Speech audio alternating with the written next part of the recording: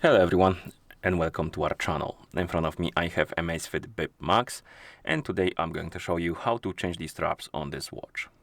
Basically, if you want to change the armbands on your watch, I'm going to show you how to remove them and then attach them. So let's get started.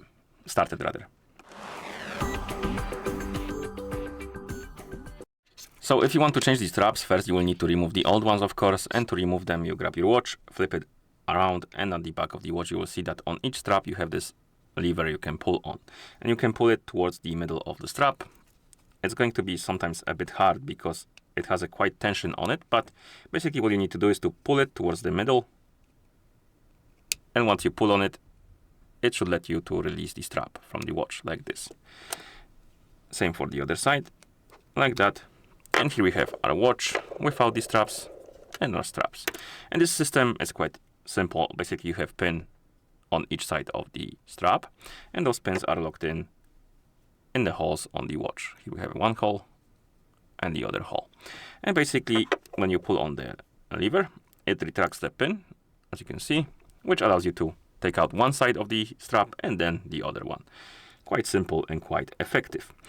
Okay, and if you want to attach the straps again, you grab the strap, you take the side opposite from the lever, and you insert it in the hole of the watch like this.